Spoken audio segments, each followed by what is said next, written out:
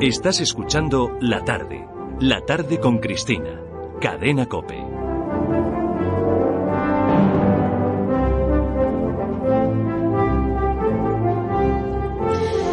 Bueno, pues aquí estamos, viviendo las partes más hermosas de nuestra historia, aprendiendo, reconociendo lo que somos y soñando además, porque ciertamente hay cosas preciosas en el pasado que a lo mejor, quién sabe, pueden ilustrar el futuro. José Javier Esparza, buenas tardes. ¿Qué tal? Buenas tardes.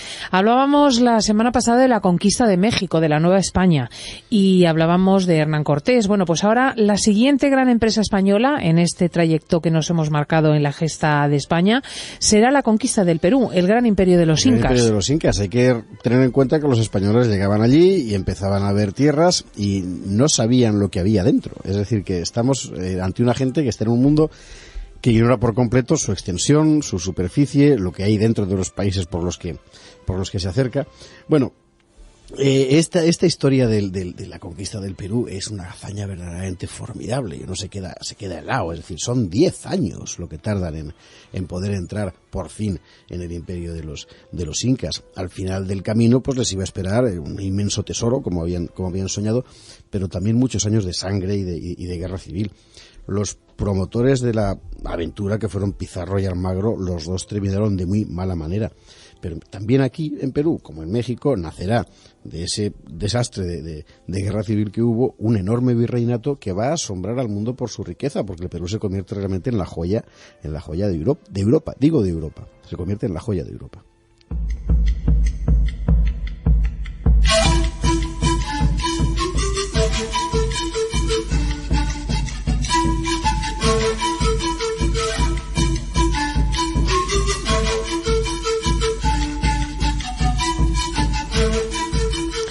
Bueno, la conquista de México había tenido un efecto fulminante entre los españoles también de aquí, los de los dos lados del Atlántico. Se había corrido la noticia de que había tierras infinitas por explorar y que era posible conquistarlas. Y una vez que se extienden los españoles por todo el territorio de la Nueva España, por el sur y hasta Panamá, pues llegan noticias sugestivas. Claro, aún más al sur, lejos, hay un fantástico país que se llama el Virú. El Virú, cuando los españoles se extienden por toda la Nueva España y llegan por el sur hasta Panamá, allí siguen recibiendo noticias de más mundo que hay al sur, que ellos ignoran, ¿no? Y se lo cuentan los indios, ¿no? Y una de las cosas que les cuentan es que mucho más al sur, y nadie sabe decirles bien exactamente dónde, hay un país fantástico al que llaman el Virú, que literalmente mana oro y riquezas, que todo está lleno de oro. Bueno, el alcalde de la ciudad de Panamá en ese momento es Francisco Pizarro, un extremeño de Trujillo. Es un tío que llegaba allí después de tener una vida durísima, hijo ilegítimo de un oficial y de una labriega, de infancia paupérrima, analfabeto hasta bastante mayor, se crió cuidando cerdos hasta que su padre lo llevó consigo de soldado a Italia, a las campañas del Gran Capitán. En 1502, es decir, tempranísimo, Pizarro se fue a América y durante 20 años no hizo otra cosa que explorar América Central y Colombia con Ojeda, el Pacífico con Núñez de Balboa. Cuando tuvo bastante dinero, pues se instaló en Panamá, en la ciudad de Panamá, y en este momento, cuando le llegan las noticias del Virú, ya era un veterano, tenía más de 45 años, para la época era un señor mayor. Bueno, pues es justamente así, como veterano, cuando decide acometer su aventura más loca, que es ir a buscar ese famoso Virú. Fíjense ustedes, que 45 años.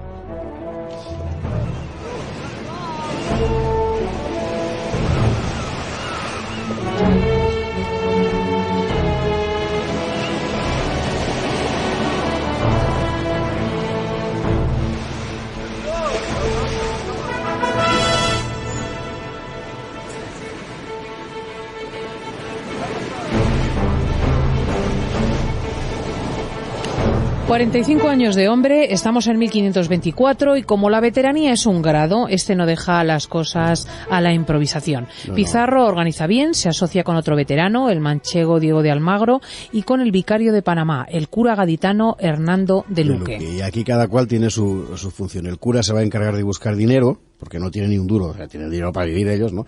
Almagro se va a encargar de la logística, pues de buscar barcos, víveres, enrolar gente. Consiguen un barco, que es la Santiago, y 112 hombres, y Pizarro se encarga de dirigir personalmente las primeras exploraciones. Él va en vanguardia, digamos, ¿no?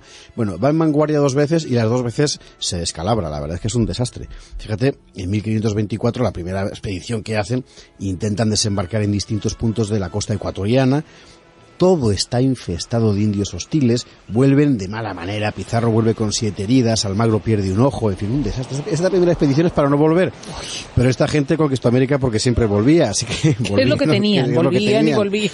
Así que en 1526, son solo 2 años después, zarpan de nuevo hacia el sur. Y esta vez llegan más lejos, y hay más indios, y todavía más hostiles, pero también empiezan a encontrar objetos de oro, y esto, claro, cambia completamente las cosas, ¿no? Porque esto venía a demostrar que la leyenda de El Virú era cierta. Está mucho más lejos de lo que pensaban, pero bueno, existía. Ahora, ¿existía dónde? Y el tema es que nadie sabía muy bien dónde. En fin, Pizarro se empieza a pelear con más indios que va encontrando por ahí, se refugia con sus compañeros en una isla, la isla del Gallo, una isla deshabitada. Pero entre tanto, el gobernador de Panamá se entera de que estos no han encontrado lo que buscaban, porque eran unos objetos de oro, no es el Virú, ¿no? Y les ordena regresar. Cuando la orden llega a la isla del Gallo, se produce uno de los episodios más célebres de la conquista, el famoso episodio de los 13 de la fama.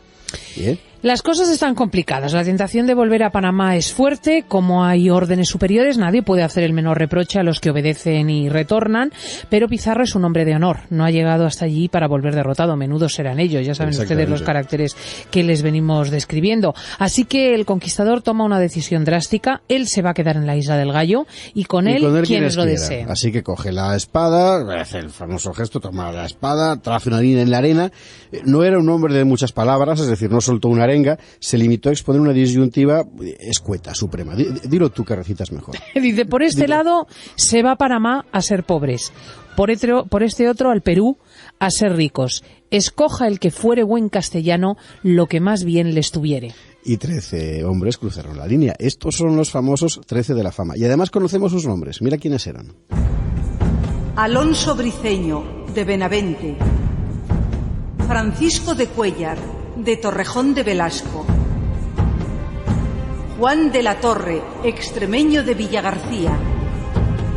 Cristóbal de Peralta, hidalgo de Baeza. Nicolás de Rivera, el Viejo, gaditano de Olvera. García de Jaren. Pedro de Candia, el Griego, de Creta. Domingo de Soraluce, vizcaíno. Pedro Halcón, de Sevilla. Martín de Paz. Alonso de Molina, de Úbeda. Antón de Carrión de los Condes. Francisco Rodríguez de Villafuerte, andaluz. Bartolomé Ruiz, piloto. A mí esto me gusta muchísimo cuando empiezan a decir aquí hay castellanos, extremeños, andaluces de Baeza, de Cádiz, un vizcaíno, Domingo de Soraluce. Si es que les insisto, España va a existir. Exactamente. Y desde hace mucho. ¿Pero los has contado? Es que son 14. Es que he visto que los 13 de la fama eran 14. Es que eran 14. Esto es una curiosidad de la historia. Los que cruzaron la raya fueron 14. Lo que pasa es que los que se quedaron en la isla, en una isla inhóspita, pues se alimentaban de lagartos y culebras, en fin, bueno, los que se quedaron en la isla del Gallo con Pizarro solo fueron 13. A Bartolomé Ruiz, que era piloto y navegaba bien, Pizarro lo mandó a Panamá a buscar refuerzos. Y uno de los que cruzó, Francisco de Villafuerte, sin embargo, no sale luego en la capitulación, no sé por qué, que firma Pizarro con los reyes, pero bueno, por eso son 13, ¿no? El hecho es que gracias a la tozudez de Pizarro y a la temeridad de estos 13, que tú me contarás, en fin, estos 13 que eran 14, ¿no? Finalmente se aborda la conquista del Perú, porque si no se hubieran quedado allí, se habría abandonado el proyecto. Pero bueno, allí se quedaron. El gobernador de Panamá, superado por la obstinación de Pizarro, termina autorizando el envío de refuerzos suficientes. Y así pueden, desde esta isla del Gallo, seguir explorando el litoral americano hacia el sur. Y esta vez sí que aparece el famoso Virú.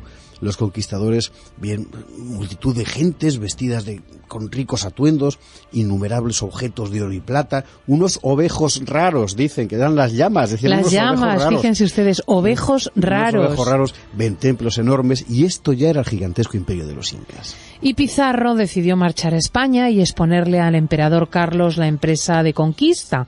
Le llevó objetos de oro y plata, mantas de lana, un par de aquellos ovejos. Exacto. Y el emperador lo recibió en Toledo. Imagínense la escena en julio de 1529. Y bueno, dice que cuando Carlos I le contaron la historia de los 13 de la fama, se le pusieron los pelos de punta, se emocionó tanto que decidió hacerlos a todos hidalgos, y al que ya fuera hidalgo, caballero de Espuela Dorada, que era un grado superior en la qué bonito, caballero nobleza, de la Espuela Dorada. La nobleza española, y a Pizarro nombraron adelantado y alcalde, fíjate, adelantado y alcalde de una tierra que no conocen todavía, que ni siquiera han pisado, pero que ya recibe el nombre de Nueva Castilla.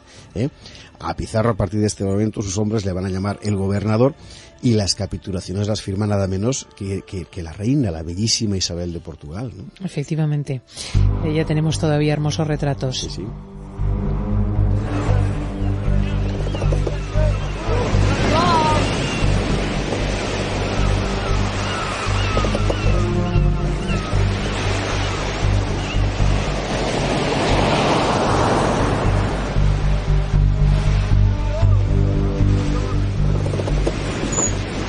Y así parte la expedición definitiva, en este caso de Panamá, en 1531. Exactamente. Son tres barcos. Pizarro se ha traído consigo a sus 4 hermanos. Y a buena gente también de su pueblo, porque ha aprovechado para llevarse a mucho personal.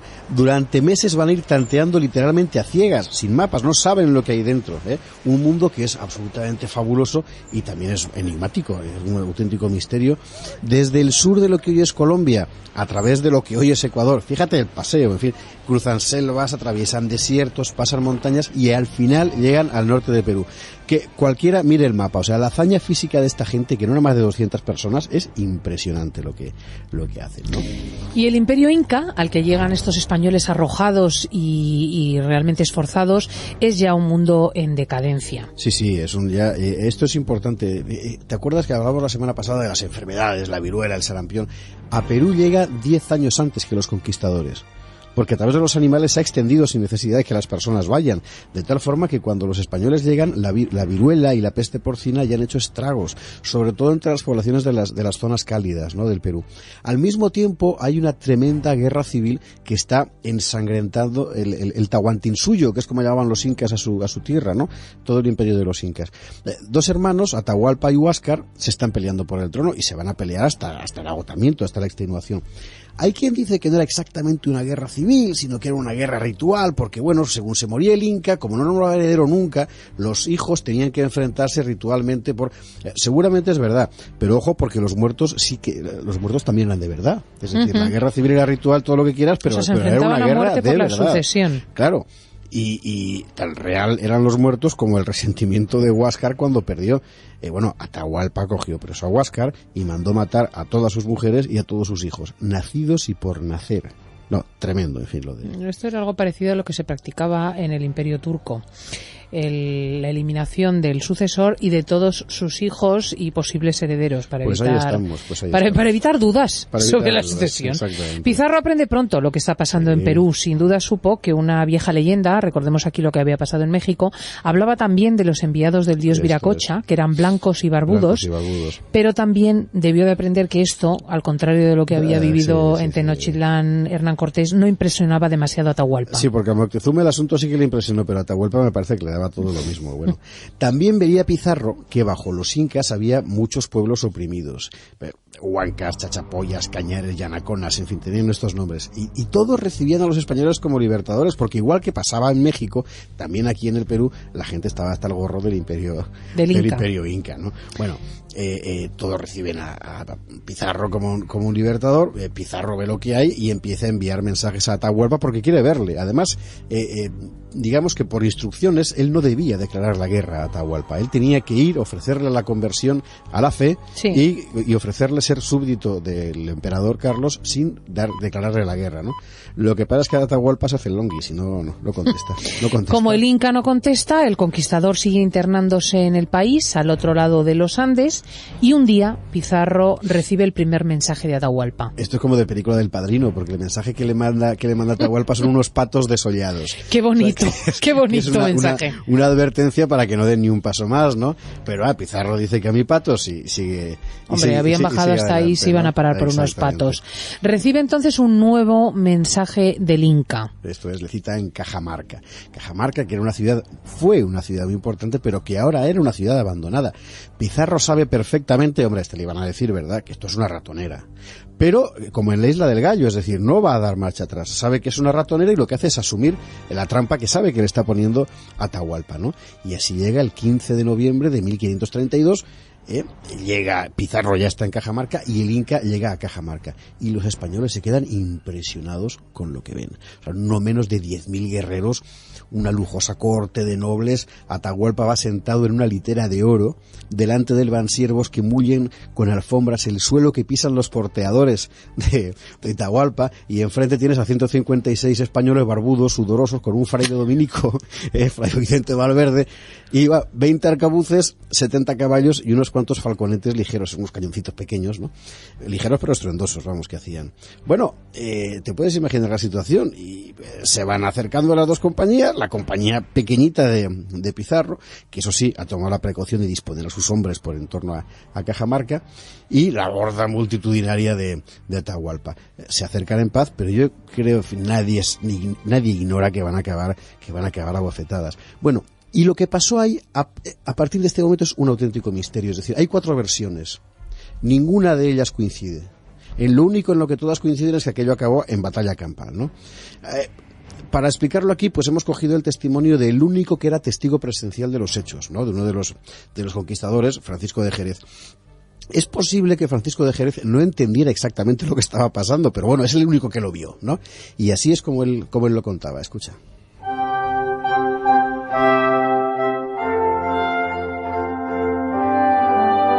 Pizarro dijo a Fray Vicente si quería ir a hablar a Atahualpa con un traductor.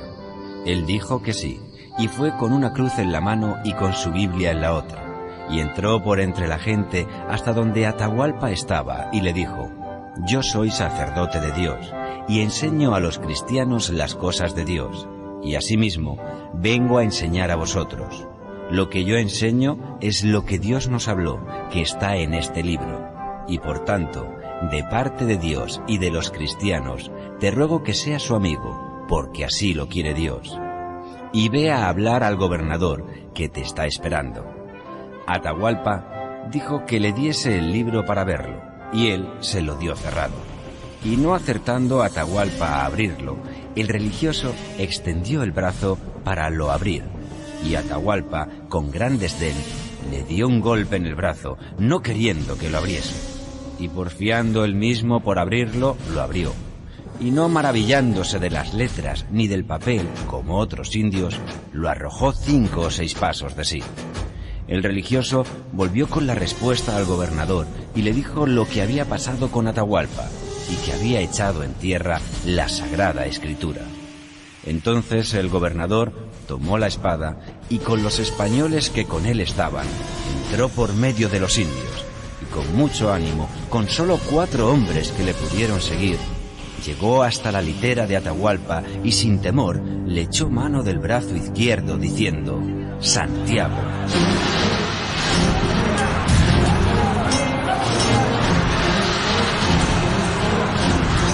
Bueno, ya saben, esto tenía sus antecedentes en la Reconquista. Fue decir Santiago y entrar a descabello. Y entrar a descabello, pues tronaron los falconetes, dispararon los arcabuces, los jinetes se precipitaron sobre la muchedumbre de indios.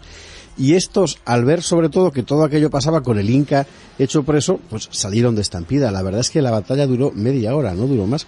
Y el imperio de los Incas se derrumbó sobre sí mismo en esa media hora. A partir de aquí, pues Atahualpa ofreció a Pizarro un rescate en oro y plata por su libertad. Los españoles se lo cobraron, claro, 6.000 kilos de oro y casi 12.000 kilos de plata. Una inmensa fortuna que el Inca guardaba en Cuzco, en su capital. Te puedes imaginar, los españoles van a Cuzco a buscarlo. Pero En ese mismo momento, las huestes de Atahualpa que se habían quedado en Cuzco, que aún no sabían lo que había pasado, están conduciendo a Huáscar, al príncipe derrotado, hacia Cajamarca, y se cruzan con los españoles. Se cruza por un lado la comitiva de españoles que va a buscar el oro y la comitiva de presos, de Huáscar preso, ¿verdad?, que va a ser entregado a Atahualpa. Bueno, entonces Huáscar lo que hace a su vez es ofrecer otro tesoro también por su libertad, que también se cobrarán. Claro, aquí es que habían ido a... habían ido lo que habían ido. Bueno, Atahualpa se entera, ordena asesinar a su hermano, lo arrojan a un río con las manos atadas. Bueno, al final Atahualpa va a ser ejecutado por los españoles por este crimen de su hermano y por otras cosas, pero fundamentalmente por esto, en 1533, y ya no hay poder en Perú. Es decir, a partir de este momento se inicia una serie de años de conquista, digamos, geográfica, territorial, que en pocos años terminan de sofocar las últimas resistencias. Lo que pasa es que aunque el país está prácticamente conquistado, aún habrá muchísima más sangre. Porque por la repartición de tierras, que aquí fue un desastre en buena parte por culpa de Pizarro. En parte por culpa de Pizarro, que no tenía ni idea del sistema de encomiendas ni del propio territorio que estaba repartiendo, y también por culpa de la corona, que fue la que dividió hacia el norte Nueva Castilla para Pizarro y hacia el sur Nueva Toledo para Almagro. Claro, resulta que Nueva Toledo era un erial que allí no había que implantar a nada, ¿no? Y Almagro se enfadó como era natural. Bueno, los partidarios de Almagro y Pizarro respectivamente se van a enfrentar a muerte. Los pizarristas ejecutan a Almagro en 1538. 3 años después los almagristas matan a Pizarro. El sueño de oro del Virú se había resuelto en un baño de sangre abominable. Pero bueno, al final las aguas volverán a su cauce.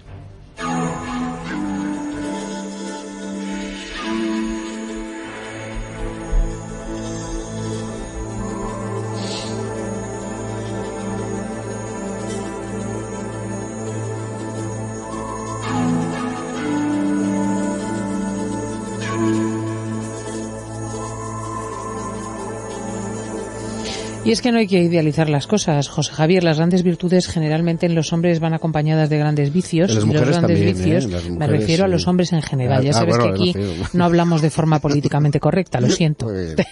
Entonces las grandes virtudes acompañan grandes vicios en la naturaleza humana y tienen estas consecuencias dramáticas. Pero si tenemos en mucha estima a los conquistadores, que eran grandes hombres de acciones de justicia, dedicar unas palabras a los virreyes y a los gobernadores, que fueron los caballeros a los que la corona encargó una tarea en absoluto sencilla: domar a los conquistadores, a estos militares duros, poner en orden los territorios, crear estructuras políticas y económicas que pudieran durar. Es que tú imagínate que tú eres escribiente en Ciudad Real y alcalde del rey no sé qué, de repente te dicen que te vas a Perú, que allá hay 4 locos que se han peleado a muerte y está todo el mundo a navajazos y que tienes que poner orden. Bueno, esto es una aventura absolutamente formidable, porque además los que van allá a pacificar no son militares, es otra gente. El primer virrey al que manda el emperador para poner orden en Perú es un sacerdote de Ávila. Pedro de la Gasca.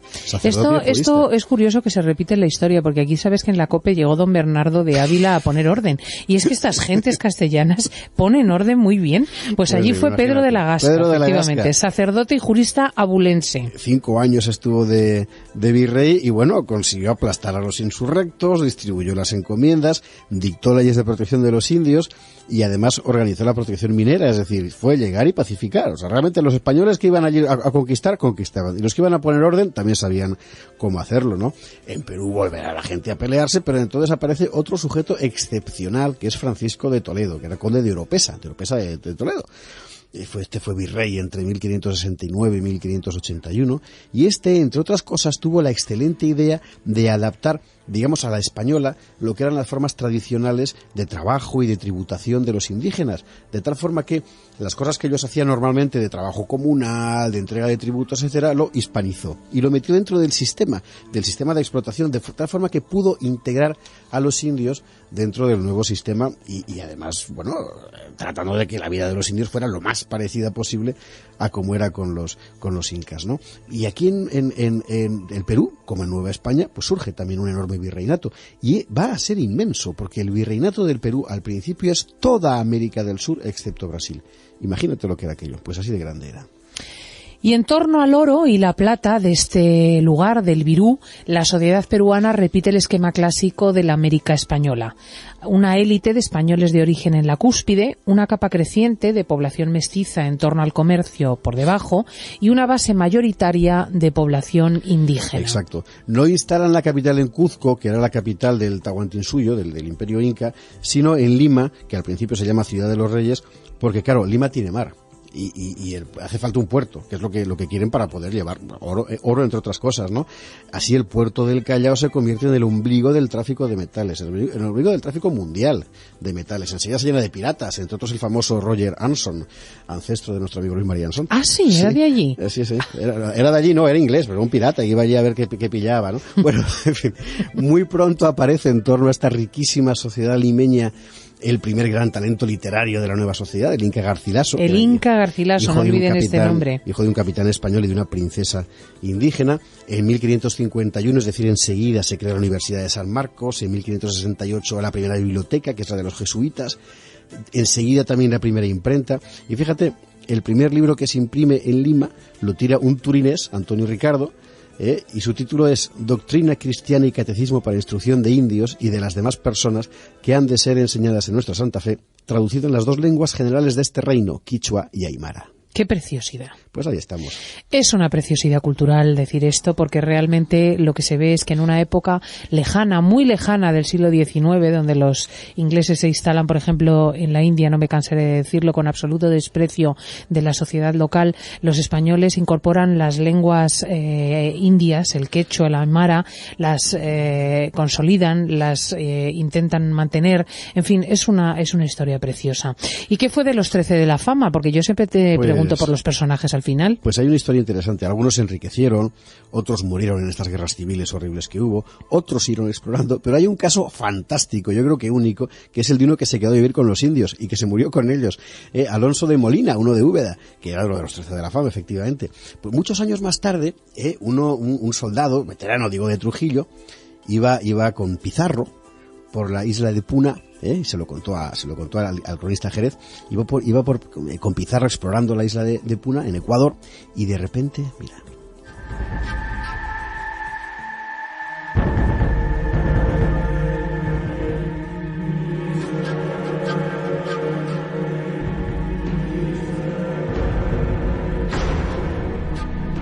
Hallamos una cruz alta y un crucifijo pintado en una puerta y una campanilla colgada. Túvose por milagro, pues no sabíamos que hubiera cristianos por allí.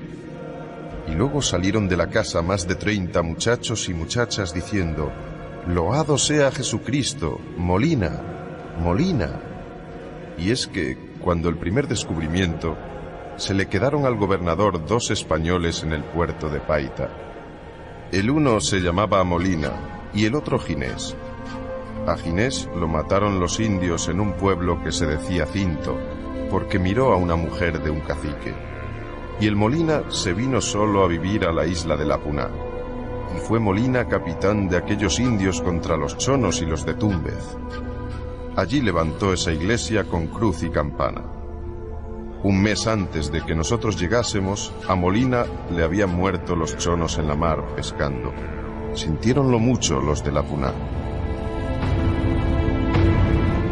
O sea, se había hecho indígena y había puesto... Se había quedado a vivir con ellos, había hecho allí una iglesia y los niños cantaban «Loado sea Jesucristo, Molina, Molina». Molina era él. Era él. Alonso de Molina. Nosotros también sentimos como este final, porque gente así no aparece todos los días. Y esa gente que escribió la Gesta Nacional Española son nuestros ancestros. De ellos descendemos y tal vez a su grandiosa forma de comportarse podamos tender si nos esforzamos. José Javier Esparza, muchísimas gracias. Hasta la semana que viene. En la cadena COPE, La tarde con Cristina.